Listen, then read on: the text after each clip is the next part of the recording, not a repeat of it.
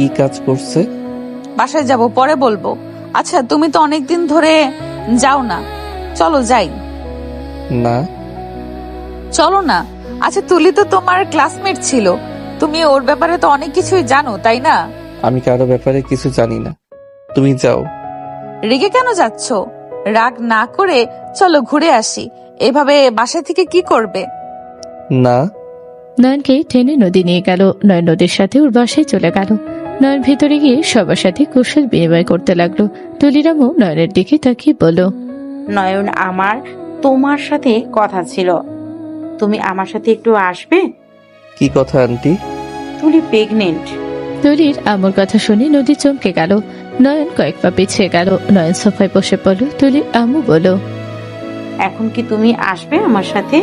তোমার পরিচিত ডাক্তার আছে কি? বাচ্চাটা ফেলে দিতে চাচ্ছি। আমি আমার বাচ্চা ফেলবো না। তোমরা কি আমার কথা বুঝো না? তুলির আম্মু সজোরে থাপ্পড় মারল।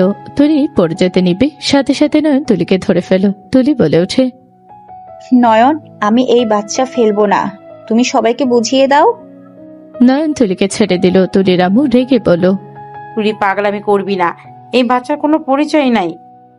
এইটা একটা জারুর সন্তান, এই সন্তান রাখার কোনো মানেই হয় না। তুলি, এই বাচ্চার বাবাকে আমাদের বল, আমরা তাকে বের করে তোর সাথে বিয়ে দিয়ে দিব। এই কথা শুনে নয়ন বিষম খেলো। তুলি নয়নকে পানি এগিয়ে দিলে নয়ন তুলির হাতের পানি এক ঝটকে ফেলে দিল। সবাই অবাক হয়ে গেল। নয়ন রাগে হাত মুঠো করে নিল। তুলির আম্মু বলে ওঠে, এই বাচ্চার কোনো বাপের পরিচয় নাই, এই সন্তান একটা জারক সন্তান। তুলির আম্মু আরো বাজে বাজে কথা বলে নয়ন আর সহ্য করতে না পেরে বলে উঠল, ব্যাস আন্টি, অনেক হয়েছে। আপনি জানেন এই সন্তান আমার, তারপর আপনি বারবার জারদ সন্তান কেন বলছেন? নয়ন চিল্লিয়ে কথাগুলো বলো। সবাই যেন থমকে গেল। নদী কয়েক পা পিছিয়ে গেল। নদী হাত পা কাঁপতে লাগলো। নদী কাঁপা কাঁপা কণ্ঠে বলতে লাগলো, কি?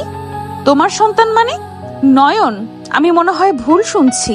নয়ন, তুমি আবার কথাটা বলো তো, আমার কান ভুল শুনছে কি? যা তা শুনে না, আবার বলো তো।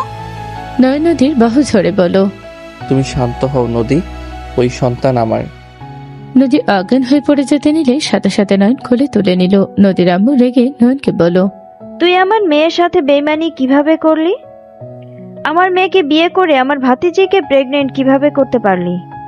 নদীর আম্মু মারতে যাবে, নয়ন সাথে সাথে নদীকে সোফায় শুয়ে দিল। নদীর মুখে পানি ছিটে দিতে লাগলো। নয়ন বলতে লাগলো, এই নদীর চোখ খুলো না, এই পাগলি ছোট, খুলো না, আমার অনেক ভয় লাগছে, প্লিজ প্লিজ চোখ খুলো। নয়ন কান্না করে দিল। নদীর আম্মু আব্বু রেগে নয়নকে ধাক্কা দিয়ে সরিয়ে দিয়ে বলো, আমার মেয়ের থেকে দূরে থাক, তুই আর এইসব মিথ্যে নাটক করবি না। নয়ন কিছু বলতে যাবে, নদীর জ্ঞান ফিরল। নদী উঠে বসলো। নয়ন কিছু বলতে যাবে, নদী বলে ওঠে, অভিনন্দন নয়ন, আমি রাগ করি নাই। আমি তো তোমাকে বাবা ডাক শোনাতে পারলাম না, আমি তো নিজেই চাইছি তোমাকে বিয়ে করাবো। যাক, ভালো হয়েছে, আমার বোন আমার সতীন হবে। কিসের সতীন? আমি ওকে বিয়ে করব না, আমি মরে গেলেও ওকে বিয়ে করব না। আরে বা, ওকে প্রেগনেন্ট করে দিয়ে আর ওকে বিয়ে করতে পারবে না? নয়ন, এইটা কেমন বিচার হইল? ওকে তো তোমাকে বিয়ে করতেই হবে। আমি ইচ্ছে করে কিছু করি নাই। ইচ্ছে করে না করে, না ইচ্ছে করেই হোক, ওর পেটে তো তোমার বাচ্চা। নয়ন, তুমি বিয়ে করতে বাধ্য। নদী, আমি ওকে বিয়ে জীবনেও করব না, ও ফালতু একটা মেয়ে। নদী রেগে দাঁড়িয়ে নয়নের গালে সজোরে থাপড় মেরে কলার ধরে বলো, ওর শরীর ভালো লাগছে, কিন্তু ওকে বিয়ে করতে তোর যত সমস্যা, তুই ওকে বিয়ে করবি মানে করবি। যেমন ওর দেহ পেতে ভালো লাগছে, তেমন ওকে বিয়েও করবি।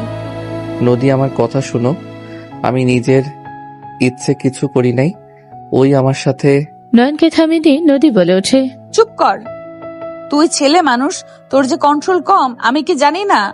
তুই আসলেই, শোন, কোনো কথা শুনতে চাই না। তুলিকে তুই বিয়ে করবি, আমি চাই না তোর জন্য ওই বাচ্চার বদনাম হোক। নদী, আমি তোমাকে ছাড়া অন্য কাউকে ভালোবাসতে পারবো না। কেন বুঝছো না?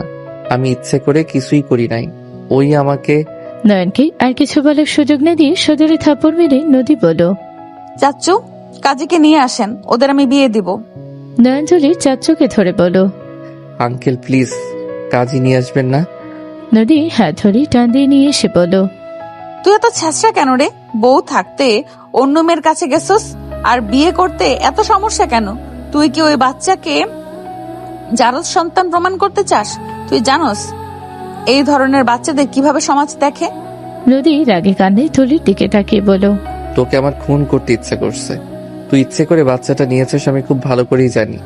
আমি তোকে বিয়ে করব না, তোর স্বপ্ন পূর্ণ কখনোই হবে না। আমি কি তোকে বলছি আমাকে বিয়ে কর? তোর বউ তো বলছে বাচ্চা হয়ে গেলে আমি তো দেশে থাকবো না, সেখানে তোকে বিয়ে করার প্রশ্ন আছে না। তুলির আব্বু তুলিকে সজোরে থাপ্পড় মেরে দিয়ে বলে, তুই কেমন মেয়ে, নিজের বোনের জামাইয়ের সাথে নোংরামি করিস? তোকে আমি মেরে ফেলবো, তোর মতো মেয়েকে আমার কোনো দরকার নেই। তুলির আব্বু গলা চেপে ধরলেই তুলির আম্মু নদী আম্মু দড়ি গিয়ে সরিয়ে নেওয়ার চেষ্টা করতে লাগলো। তুলির আম্মু বলে ওঠে, আল্লাহ তো ভয় লাগে, ওকে ছেড়ে দাও। আমার মেয়ে ভুল করেছে, আমি মেনে নিচ্ছি। আমি এই বাচ্চা ফিরে দেওয়ার অনেক চেষ্টা করেছি, ওই শুনে না।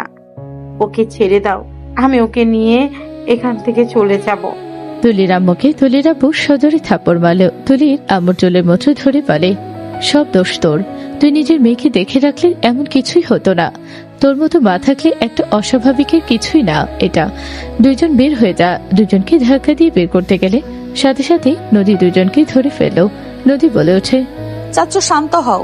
এই নয়নতলীকে বিয়ে করবে আর বউয়ের মর্যাদাও দিতে ওই বাধ্য। আব্বু তুমি কাজীকে ডাক দাও, আমি ওদের বিয়ে দিয়ে দিব। নদীর আব্বু কিছু না বলে নদী নিজে ওর আব্বুর ফোনে কাজীকে কল দিয়ে আসতে বলো। নয়ন পালানোর চেষ্টা করলে নদী টান দিয়ে নিয়ে এসে সোফায় বসিয়ে দিয়ে বলো, তুই যদি ওকে বিয়ে না করস তাহলে আমার মরা মুখ দেখবি। তুই আমার ফ্যামিলিতে যে অশান্তি ঢুকিয়ে দিয়েছিস তার সমাধান তুই করবি।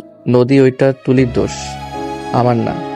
নদী নয়নের কথা শুনে রাগে তুলির ওড়না নিয়ে এসে সোজা ওর মুখের ভেতরে ঢুকিয়ে দিয়ে বলো, চুপ করে থাক, তোর কথা শুনলে রাগে মাথায় রক্ত উঠে যাবে। নয়ন ওড়নাটা মুখ থেকে সরাতে যাবে, সাথে সাথে নদী রান্নাঘর থেকে দড়ি নিয়ে এসে নয়নকে বাঁধার চেষ্টা করতে লাগলো। নয়ন মুখে ওড়না সরিয়ে দিয়ে বলো, জান, তোমার রাগ উঠেছে, তুমি নিজেও জানো না কি করছো। প্লিজ স্বাভাবিক হয়ে আমার কথা শোনো। চুপ কর তুই। কাজে আসলে দুইজনকে জোর করে বিয়ে পড়ানো শুরু করলো। নয়ন হাত পিছনে করে রাখলো। কাবিনের খাতায় সাইন করতে না দেখে নদী বলে উঠলো, ওকে করিস না, আমার মৃত্যু তোর জন্য ভালো হয়, থাক। নদী, অজ্ঞানের মতো কথা বলবে না। আর তুলি, তোর কপালে দুঃখ আছে। বাচ্চাটা শুধু দুনিয়াতে আসুক, আমি তোকে খুন করব। তোর আঘাত এখনো আমার মাথায় আছে। তুই আমার সামনে আমার বোনকে হুমকি দাস। নয়নের মুখে সজোরে আঘাত করলো। নয়নের ঠোঁট কেটে রক্ত পড়তে লাগলো। নয়নের চোখ দিয়ে পানি গড়িয়ে পড়তে লাগলো। নয়ন কান্না করতে করতে বলতে লাগলো, যা আমি করি নাই তার জন্য কেন আমাকে এত শাস্তি পেতে হবে? নদী কিছু না বলে সোজা ফল কাটা চাকু নিয়ে গলার কাছে ধরতেই নয়ন একের পর এক কবুল বলে দিল। কাবিনের কাগজেও সই করে দিল। দুজনের বিয়ে পড়ানো শেষ হলে নয়ন নদীকে বলল, আমি তো বিয়ে করলাম, তাও কেন ধরে আছো? নামা ওইটা। নদী অজ্ঞান হয়ে গেলে নয়ন দৌড়ে গিয়ে ধরল। নদীকে কোলে তুলে সোজা রুমে নিয়ে গেল।